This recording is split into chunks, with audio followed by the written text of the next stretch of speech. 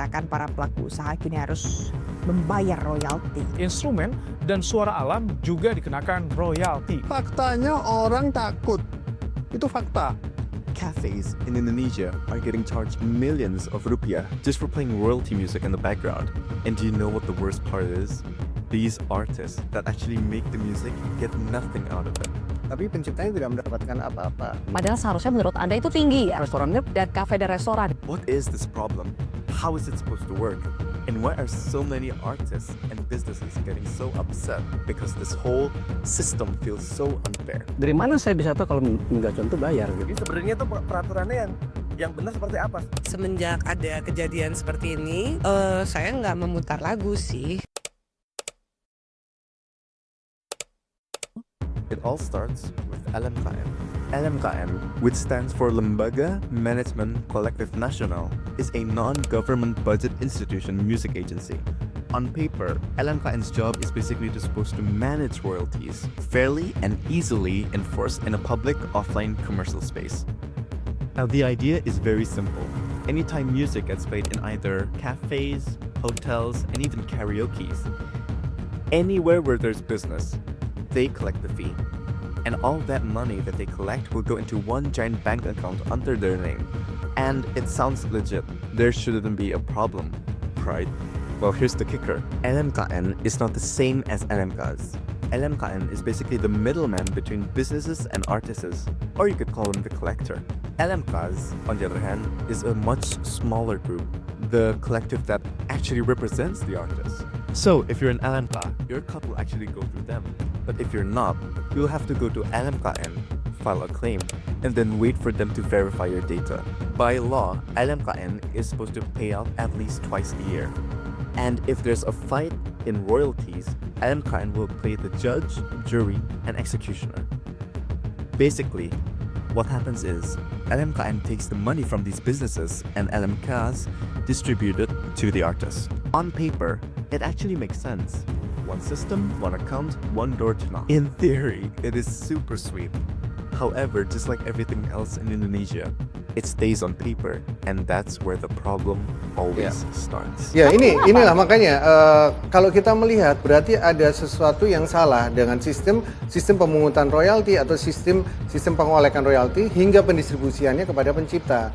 Padahal di dalam undang-undangnya tidak dibedakan ini restoran besar atau kecil, enggak. Begini, PR-nya adalah sosialisasi. First, let's talk about royalties.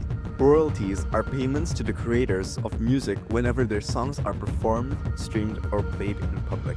It's a fair way to make sure that artists earn from their work. So if it is playing online, royalties will go through a distributor, or also known as an aggregator. The people that collect the revenue an artist get from Spotify, YouTube, or even Apple Music, or any streaming service.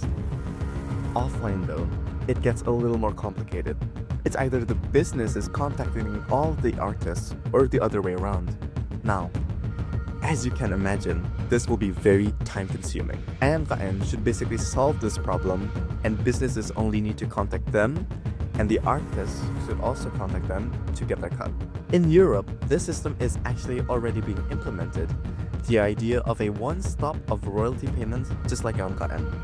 So the difference is, no one gets left in the dark. Everyone gets to see where their money goes, from which, and for how long. But here in Indonesia, on paper, the system looks the same, but in reality, it's pure chaos. Artists barely see their money. Small cafes, they get squeezed dry. And nobody knows where the cash ends up. But here's the thing though. When LMKN started targeting businesses such as Migatuan, hotels, and small cafes, they do not understand the depth of the problem, and they don't do well in the implementation. Imagine this. Let's say you run a small, tiny cafe, and you play background music from maybe Spotify. Now, because the economy and sales you are making right now, you are barely making the cut. And then suddenly, you are hit with the bill of royalty fees, up to almost 120,000 rupiah per chair, which is just mental. As the aforementioned mechanism, LMKN provides what's called a blanket license. It's a kind of free pass which allows businesses to play any sort of music as long as they pay the fee. They charge yearly, and the price would always go up since there are always new artists getting into the business.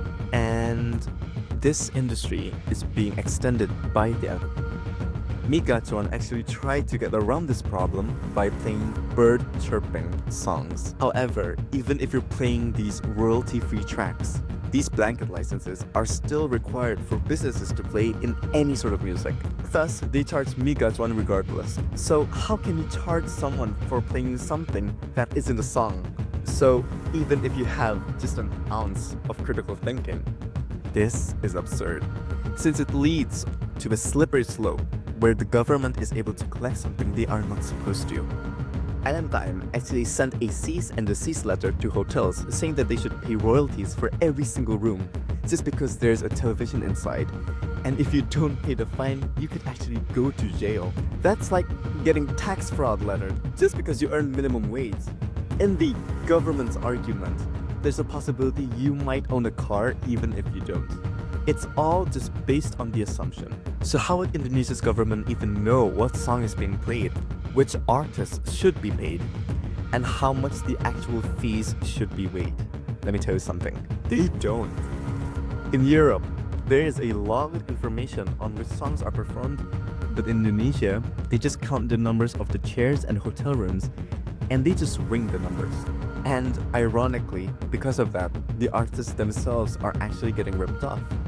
The government does not know what song is being played in each cafes, which artists should be paid. So they wing it to the top 40 billboards in Indonesia, and the cut actually goes to them, but as a note, even if they ask for it. So even if you play a rising artist who has not hit the top 40 billboards yet, chances are the money will not go to them. LMKM collects the money supposedly on behalf of the musicians, but in reality, they never see a cent. Royalties are supposed to go to the artists. These are taxes. Taxes on our ears. Since LMKM gives a blanket license, it is impossible for small artists to get traction by allowing businesses to use their songs freely. If you are doing a live stream, trying to build your career as a small content creator, your audience sends you music, royalty-free one, and then suddenly you're in danger of fines, jail time, just for enjoying music. Well, it's the classic Indonesian government incompetence. So the question begs, who is LMKM, and really, what are they working for? They don't seem to help the artists. They don't seem to help songwriters, and they definitely don't help small businesses. So what's the solution? For musicians, they demand transparency. Make sure your work is registered properly, and push for a system which royalties actually reach the creators. For cafes and small businesses, they should band together, negotiate, and push back. It is not fair for small businesses to compete with larger, more successful ones, and pay the exact same price of 120,000 per chair. So note the songs that you play. As an example, for cafes, you should create a separate playlist for the songs that you play. So even if you are charged with the fine, the money will actually go to the intended artists which you listen to, and they will not wing it to the top 40 billboards. And for us listeners, we should keep raising awareness. The more that people talk about it, the harder it is for systems like this to go and operate unchecked. So, in the end, Big G, what is this really about? Because from where we stand, it doesn't look like fairness, justice, or everything that you are sworn to uphold. It looks like a system that bleeds both sides dry. Artists don't get paid, businesses get drained, and all we are left with is the threat of silence. But silence has never been an option in our country. We are people who sing at weddings, funerals, at rallies in the street. We will carry stories, passing them from one generation to the next. So if your idea of order is silence, then please listen carefully. Because the real song of the people is coming. And trust me, it won't be the kind of music that you can put a price tag to. My name is Nara.